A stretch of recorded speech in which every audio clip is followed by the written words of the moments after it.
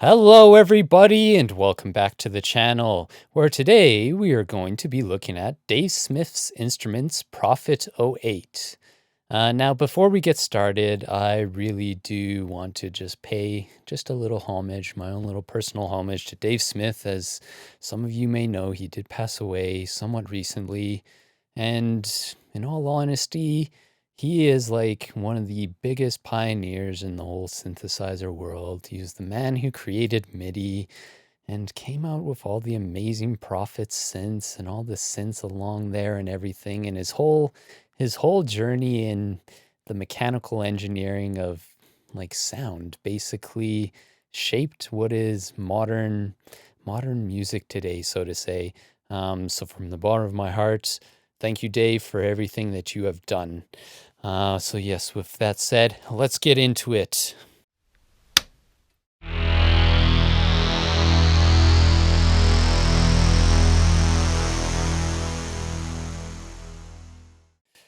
Okay, so here it is. This is the Dave Smith Prophet 08. Now this is one of the synthesizers that actually has the Dave Smith name on it and not a sequential synth. So this is kind of like a very special piece. This is like one of Dave's own creations, so to say. Now this synthesizer is a 2-oscillator, 8-voice synthesizer, and I believe it came out in 2007. This came out around the same time as the Prophet 12 as well. It kind of has like the same architecture as the Prophet 12. And Dave Smith himself said that the Prophet 12 was one of his favorite creations of all time. So personally, I love the Prophet 08, and I could probably see why Dave loved the Prophet 12 so much. Like, this carries a lot of the same architecture, and I don't know, I just love it. So let's hit some keys here. So this is a factory patch, program 1, bank 1.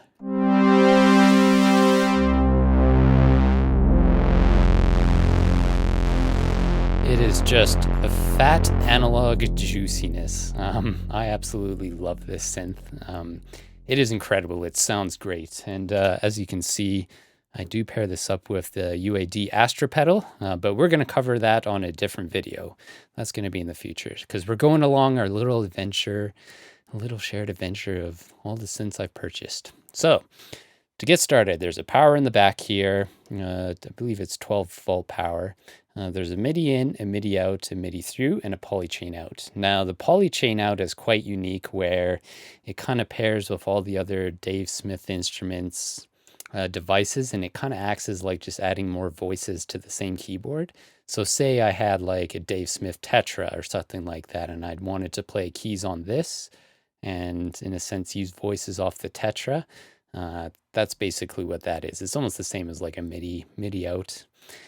So then there's also on the back is a plug for the sustain, or just a pedal / CV if you want to do CV or something like that. Now, just on the other side here, this has 4 outputs. So as you can see, when I play keys, the little red lights come on. So there's 2 layers of 4. So what you can do is you can assign output 1s and 2 as the first 4 voices, and then outputs 3 and 4 would be the next four voices. Or say if you put this synth into what's called split mode, so you basically have like the keyboard split into 2, and it controls essentially 2 layers, because this has a layer A and a layer B to it. So in a sense, you kind of get 2 synths out of this. So it is almost like 4 oscillators, 8 voices. It's a little confusing how he did this, but what this is 100% analog signal path. And this one is the well, I'm never going to be able to say this, potentiometer edition. So basically it's just digital control, 100% analog signal path.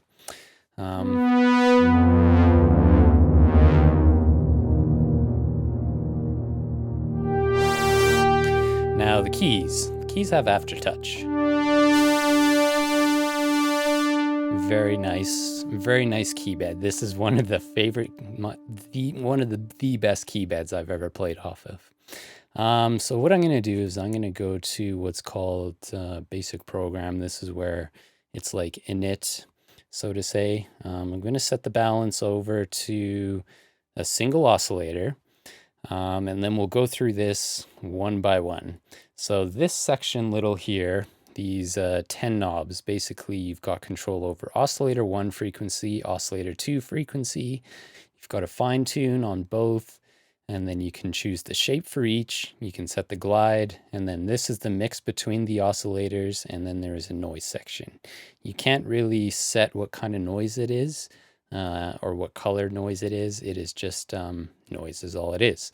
This button here, you can also sync oscillator 2 to oscillator 1. So right now, what do we have? We've got a sawtooth.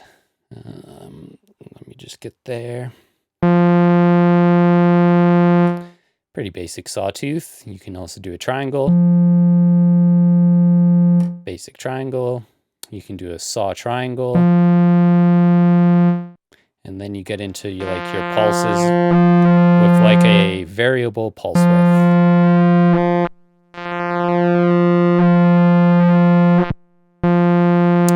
Very simple. Frequency, basically, you can just set your octave frequency that you want this on, the fine, just a little fine tune. The glide, I'll turn glide up all the way.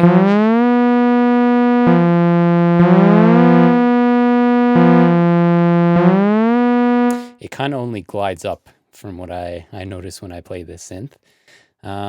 Oscillator 2, all the same selection as oscillator 1. And then you get into a filter section. Now this is Curtis chip filters. An amazing filter if you ask me. Let me just turn down the glide.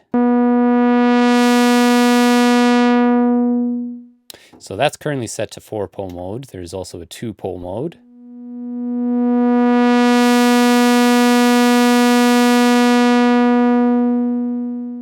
It's a very clean filter that can get really squelchy. When I turn up the resonance here,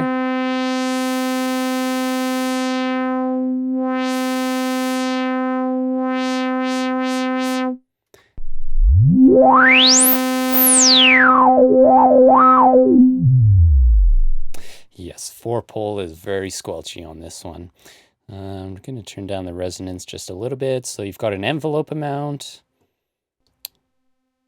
It just basically kind of correlates to the frequency cutoff. You've got a velocity. You've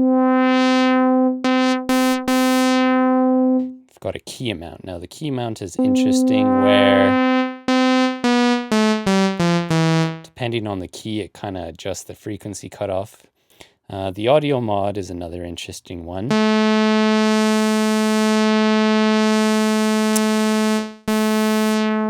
It kind of almost adds like another layer. I don't know quite how to explain the audio mod.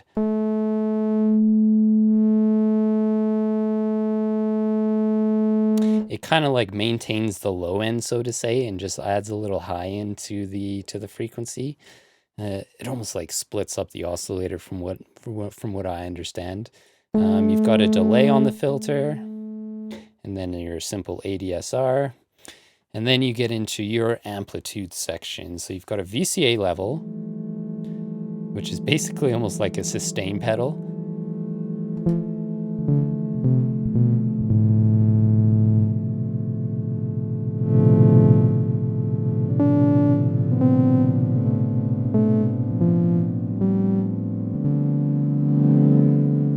It's lovely to have this VCA level, just to have like almost like a little bit of a drone on this synth. I find I use this to just kind of like have these nice little ambiances, nice little drones almost, you know? And then what's interesting about this synth is it has what's called the pan spread. So how this works is when you turn up the pan spread, I'm just going to put this to maximum. Each voice kind of starts to pan around the stereo system. And the depth of it kind of determines where it ends up on the in the stereo field. Now the rest of it, you've got a delay and then an ADSR. The delay in this is like kind of how long before the attack the ADSR kicks in. it's the same for the filter as well. It's not like an actual delay pinging around the stereo field, so to say. And then over onto this section, kind of hard to see, there is a third envelope section. Now you can assign this envelope to basically any parameter on this synth. I don't use it too often, but if you did want like another ADSR on, like say an LFO or something, you've got that envelope there to do that. Now moving into the LFOs, you get 4 LFOs on this. Now these can either be synced to your MIDI in, or they could be kind of free flowing. And then you can assign the LFO to absolutely anything on this as well. So yes, I do like the LFOs on this. Very, very good LFOs. You get all the different shapes you could think of, like triangle, reverse saw, square, and then random. And then you can kind of set what's called the frequency, which is just the speed and the amount. So very, very handy to have that. I love the LFOs on this. And then getting into this little section, this middle section here, this is obviously the main screen that's kind of hard to read. It's one of those red digital screens. You can set the BPM. So say I wasn't plugged into MIDI, I could set the BPM to whatever I want the BPM to be. And then the button below is a clock divide. Now this relates to the arpeggiator. So this button here, you can set an arpeggiator. That obviously doesn't want to work right now. Why does it not want to work? Oh, it's because I have the delay.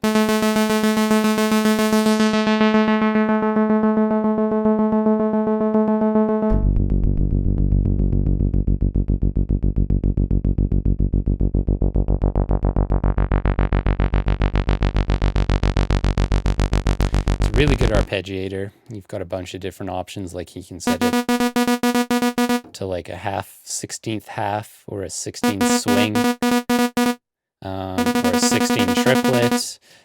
It doesn't really have the ability to set a swing, which I think is the only downfall of the arpeggiator on this.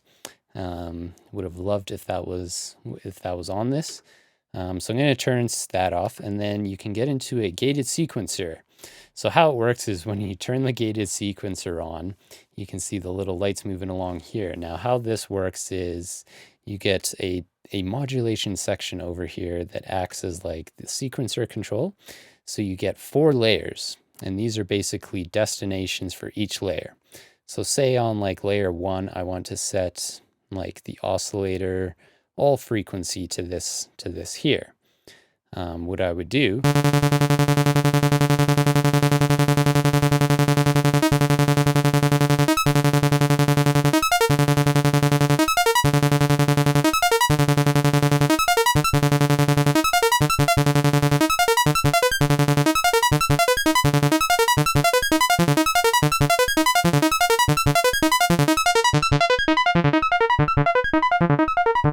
So basically you get 4 modulation sources. You can set like LFOs and attacks and everything like that.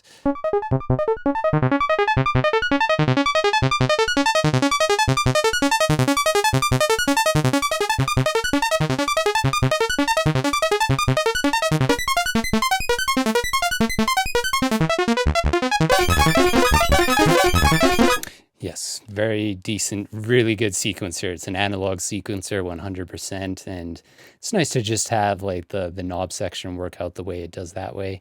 As soon as I hit the, what button is it again? The gated sequencer. When I turn off this edit sequence knob, then I just get full control over these parameters again. It can get a little messy when you're playing live, because obviously you would have these all tweaked to your sequencer notes and all that kind of stuff, and you'd go back and say you want to change the attack. It would be like, depends on like what kind of pickup mode you're on.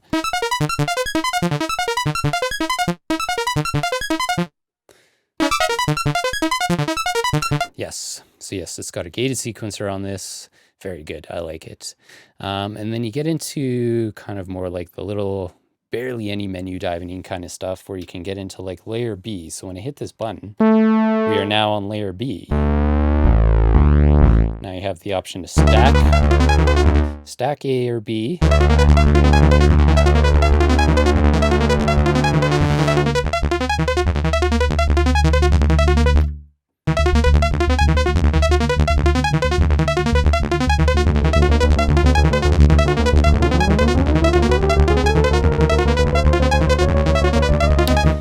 I stack, basically that means the keyboard controls both layers of this. And then there's a split option where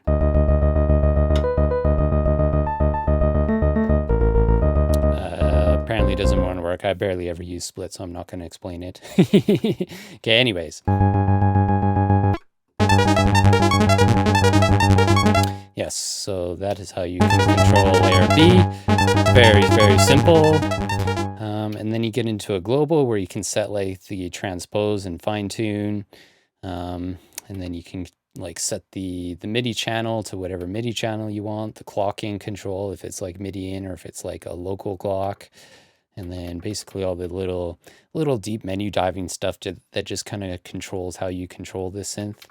I won't really go over that too much. You can compare patches if you want. I barely ever use that. So one sec here. I just got to get out of that menu. There we go. And then there's a write section here. So say you saved a patch, you can just kind of save it to one of the two banks. Now this only has two banks with 128 slots per bank. So it's not very big on like the memory, so to say. So you can always just save patches if you want. That's what I've been doing over the years. And then you get into what's called the miscellaneous parameters, where you can set like the voice volume, you can change the name of the patch, you can set the oscillator to either on the keyboard or off the keyboard, more kind of menu diving stuff. But like I said, I like to just kind of make my own patches and tweak them and then just keep on tweaking them. So let's take a few minutes just to appreciate how good this synth sounds.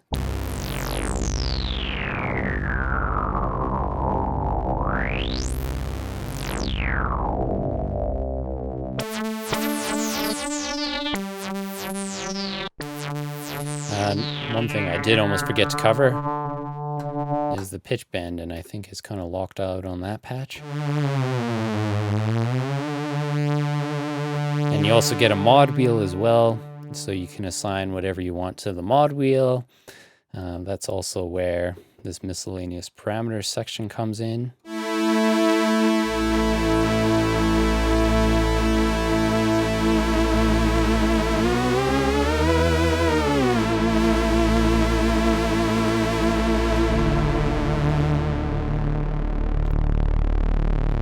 This just has that. I love the low end on this synth. The low end frequencies are just my cup of tea, just incredible.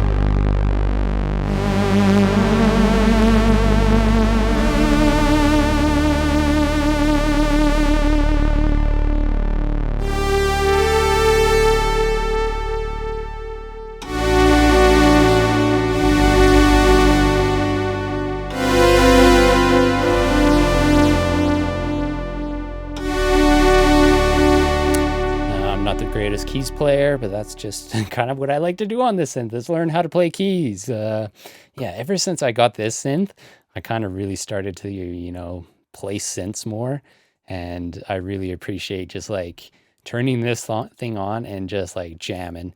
It's just a joy to play on.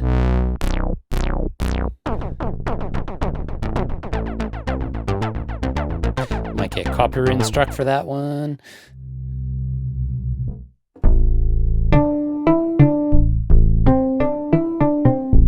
Yes, that is the Prophet 8. It just sounds wonderful. I'm sure you guys can agree. Now, on the internet, there is a lot of complaints about this synth. People say like, oh, it's too mid-heavy, blah, blah, blah, this and that. It's not a true Prophet synth. But Dave created this and put the Prophet name on it, and this is a Prophet 08. This is its own unique beast. It sits in a mix really well. Like if you're looking for very mid-heavy or low-end kind of synthesis in your tracks, I would highly suggest this. The price point of these right now has obviously fluctuated completely since Dave's passing. Obviously, a lot of people are trying to capitalize on the Dave Smith name. So you could probably get one of these for anywhere, I'm guessing from $2,000 to I've seen like $4,000. They've just kind of absolutely held their value. They sound amazing. I love them. One thing I was just looking at as well is this has unison mode, depending on the patch.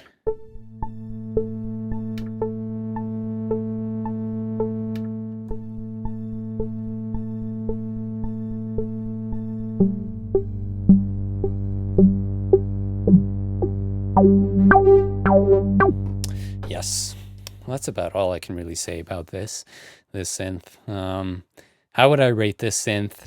Honestly, it's probably, it might be the favorite in my studio. So this just straight up gets a 19. And the only reason I give it a 19 is the sequencer section and just how it correlates to how you have to have like the little button to turn the knobs. Like I think it would have been better to have those endless encoders on that little section. But at the time, I don't think they did have the endless encoders. They might have. Well, they must have because they do on these two encoders here. That's my only complaint with the whole architect of this synth. It is built like a beast. It's got the wood paneling on the side. It's honestly, I've never had any issues with this. The knobs after, gosh, it's been like, how long has it been since I've had this thing? Probably like 6 years, 7 years, somewhere in there. I've toured with this and the knobs all still feel good. They feel tight. I've played this thing all the time. Build quality is exceptional. So this one gets a 19 out of 20. All right, so there it is, my complete unbiased opinion on Dave Smith's instrument Prophet 08. Would I suggest it? 100%. This one will be a piece of synth history for sure, just because obviously of the Dave Smith name, but it also just sounds incredible. Like there is no synth that I've heard that sounds like it. And for that reason, I will probably never sell that synth. And it's just going to be in my collection forever. I feel I have a great fusion with this synth. If you listen to my music, you could probably hear it in almost every single track. It plays a very important role in my production process. And for that reason, it gets that 19 out of 20. So, with that all said, we are going to be going over next week the Art Pro VLA2, the very cheap, affordable compressor from the Art Applied Research and Technology Company. I hope you guys enjoyed this video. If you did, give it a thumbs up. And let me know down in the comments your thoughts on the Dave Smith Prophet 08 and kind of any of those instruments with the Dave Smith name on it. Do you have one of them in your studio? And why do you support Dave Smith's instruments for your choice of synthesis? Let me know down in the comments. And if you haven't already, please subscribe to my channel as it helps immensely. We're trying to get to 1,000 subscribers so then I can monetize my channel and, you know, make a little bit of side cash as a poor struggling musician. So if you can, subscribe. And until next week, I hope you guys have an awesome week. Enjoy the good weather out there, and I'll catch you next time. Bye-bye.